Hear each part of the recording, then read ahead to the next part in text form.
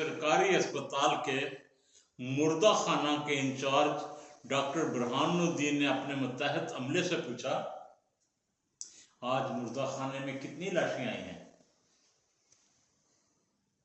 Sir, आज 3 महाजरों, 4 सिंधियों, 2 बलोचों, 5 पंजाबियों और 2 पठानों की लाशें आई हैं। डॉक्टर बुरहान ने अमले को डांटते हुए कहा, यूं कहो कि आज यहाँ 16 इंसानों की लाशें आई हैं। अगले रोज अस्पताल के मुर्दा खाने में लाई जाने वाली सबसे पहली लाश डॉक्टर बुरहानुद्दीन की थी।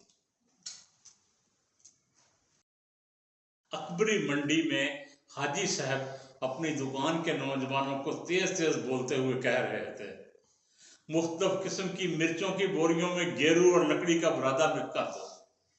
अजान हो गई है, तुम्हारी नमाज कज़ा हो रही है, जल्दी जल्दी हाथ हलाओ हट हरामो, जमात खड़ी हो गई है और तुमने अभी तक सारा माल मिक्स नहीं किया। अगर नमाज कज़ा हो गई तो सारा गुनाह तुम्हारे सरों पर होगा। हाजी साहब डांटते हुए तमाम मुलाजमों से सरजनश कर रहे थे। कई रोज से तुफैल नागी साहब से कई दिनों से तुफैल नागी से मुलाकात नहीं हुई थी। उन्हें मैदे का कैंसर हो गया था। हम बहुत मलूल हुए।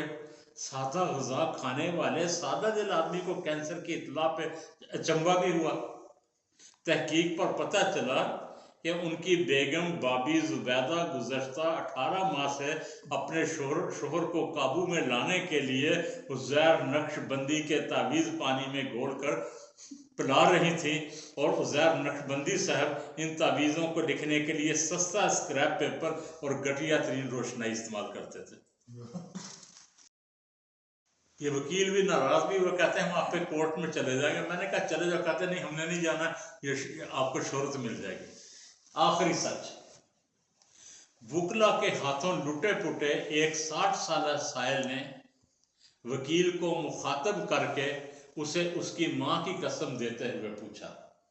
बुकला के हाथों लुटे पुटे एक 60 साल साहिल ने वकील को मुखातब करके उसकी माँ की कसम देते हुए पूछा, सर आपने आखिरी दफा सच कब बोला था? अदालतों में बेहतरीन जिरा करने वाला वकील परेशान हो गया, क्योंकि माँ की कसम दी थी। कुछ देर चुप रहने के बाद कहने लगा, जब मैं छोटा सा बच्चा था।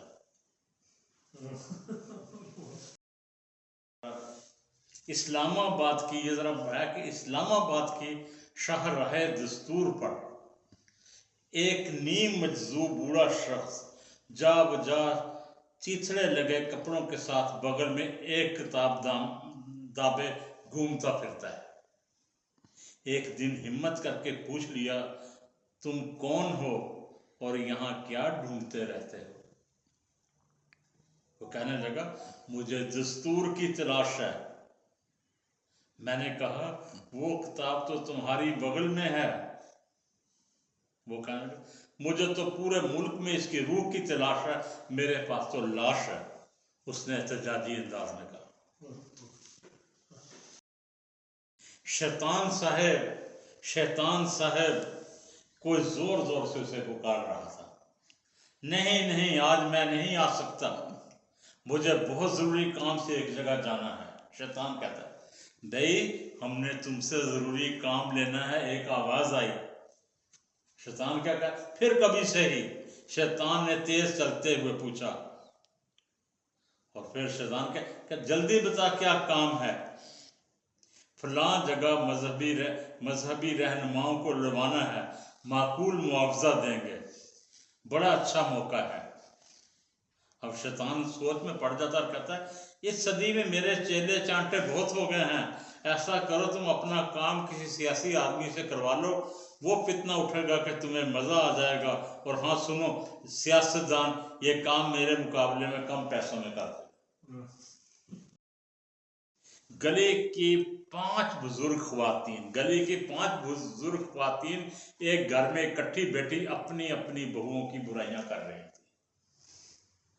बाजार गिबत खूब गर्म था। इतने में किसी ने आकर एक से कहा, मोहतात हो जाओ, बहू आ रही है। वो सब कौम सदा होकर यूं सहम गई जैसे मौत आ गई। एक छोटा सा सांचा है, याद आया आका सल्लल्लाहु अलैहि वसल्लम का ज़माना। ये उन्वान है, मस्जिद में हजारों नमाजी अल्लाह के हजूर सर पे सुजूद थे और उसके बाहर जदीद तरीन असलहा से लेस मुहाफ़िज़ पहरा दे रहे थे। बिजली के कौंदे की सी तेज़ रफ्तारी से मेरे जहन में ख्याल आया कि मुसलमान को मुसलमान से इतना खौफ, ये सब कुछ मेरे आका के ज़माने में तो नहीं था। पिछले कई बरसों से मेरी आंखों में एक मंजर मुंजमद हो गया है, लाख भुलाने से भूलता ही नहीं।